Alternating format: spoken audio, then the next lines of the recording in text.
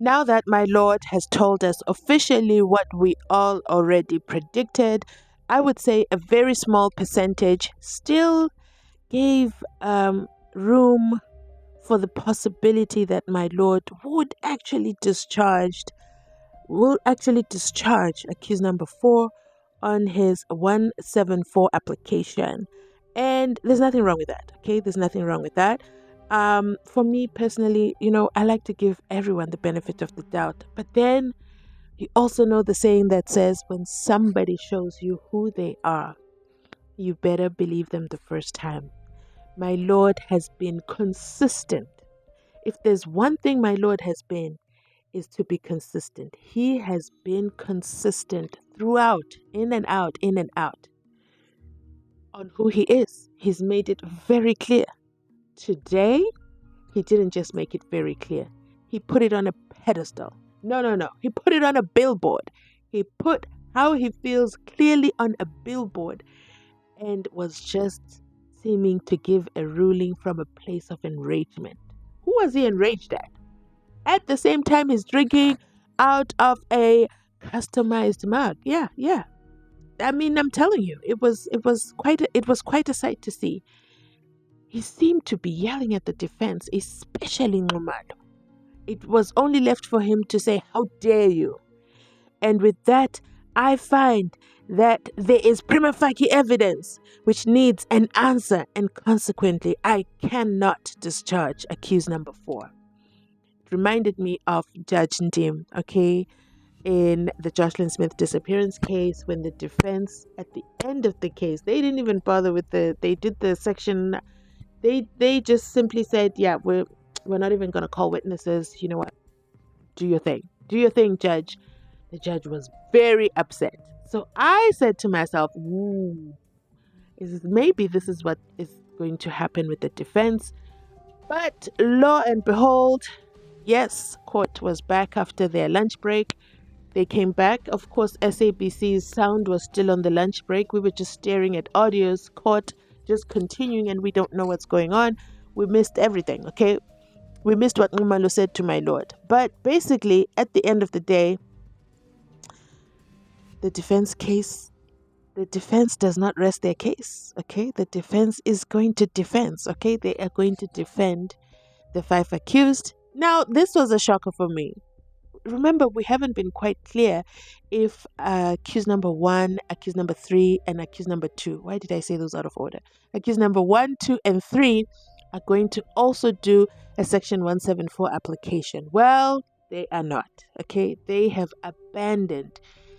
I'm sure to the delight of a legal aid, they have abandoned their application for Section 174. They will be proceeding with their defense, and the defense needs a 2-week recess period. I'm sure legal aid absolutely hates that, but it's a working period. I hope they'll be paid. Nisi hinted at that there's going to be some travel involved. In my mind, I'm thinking, Absalom song. It's gotta be. He's got to. There's no choice. See, the benefit of accused number 4 applying for the Section 174 discharge is that my Lord got to reveal kind of his position on certain elements. Most importantly, the firearm, okay, that's a check mark. My Lord believes it. So the defense has to come back with reasonable doubt, because my Lord at this point believes in the evidence. Zungunizer, at this point, he might as well go back to Tops and buy himself a drink, because my Lord just said, yeah. There's a lot that Zungu brought to the table that must be answered. It reminds me of Ranz's testimony if you watch the Jocelyn Smith trial. It wasn't perfect. It was sketchy. There are times where she said she lied. But my Lord said, well, Judge Ndim at the time said she might have lied, but at least she was honest that she was lying. But there are parts that are corroborated. And therefore, because of that, the 3 accused at the time all got life sentences. So it makes me a little bit nervous that the judge highlighted Zungunizer on a billboard today. He also spoke about the cell phone records.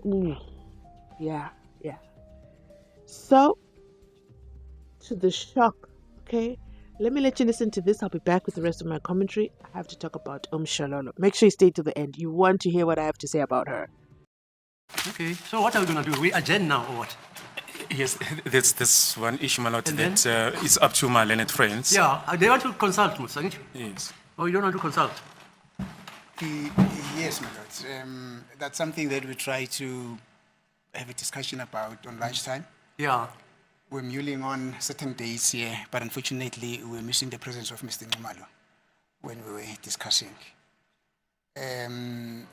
Just as an indication for accused number 1 and number 3, there are witnesses that I will have to go and consult. Yeah, fine.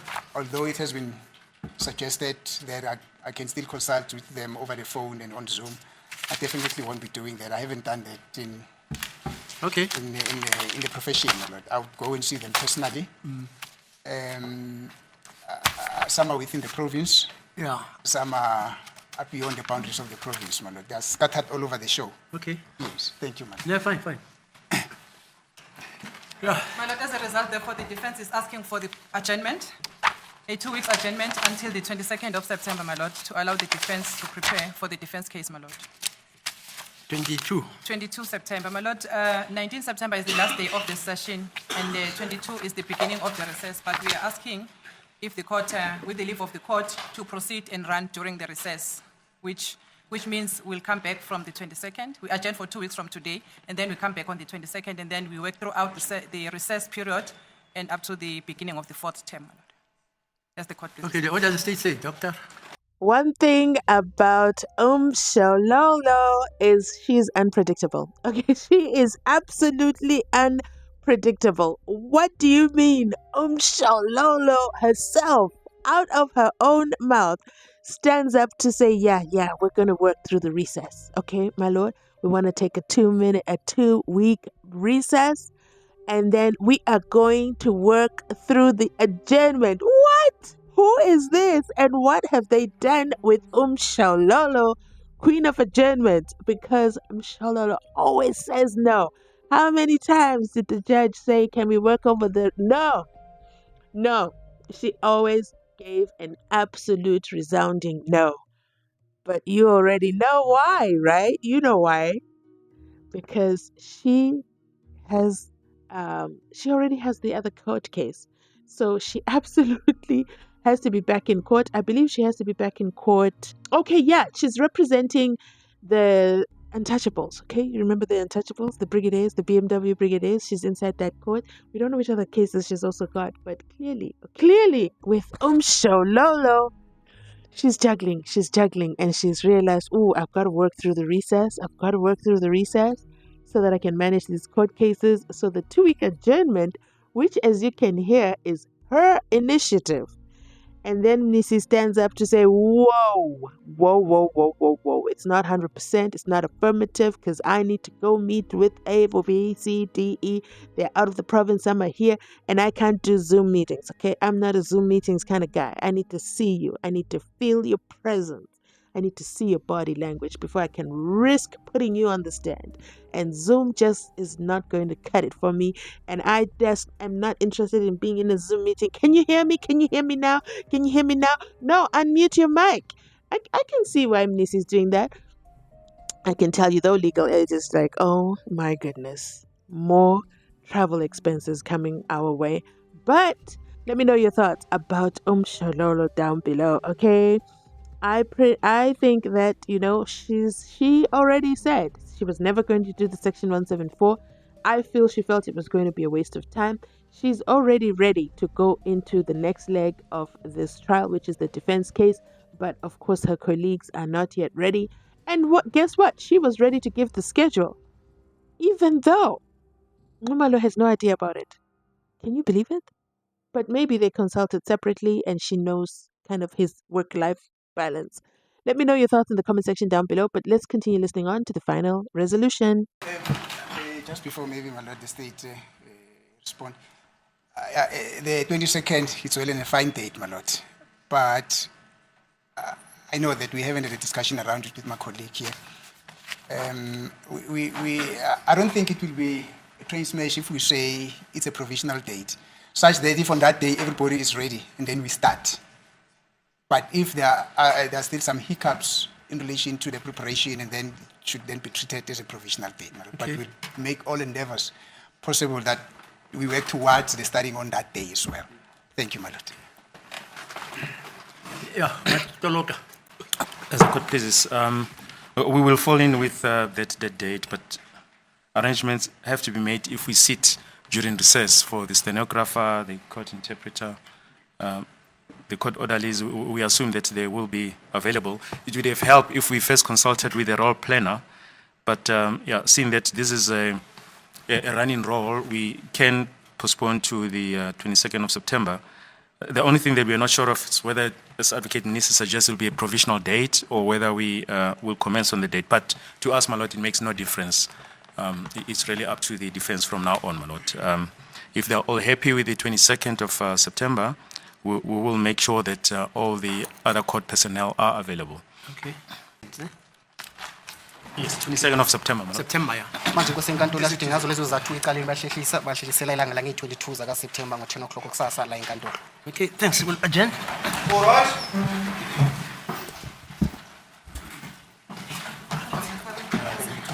Okay, so I'm saying this for the record, okay? I'm saying this for the record. Court is adjourned until the 22nd of September. I already know tomorrow someone's going to ask, when will they be back?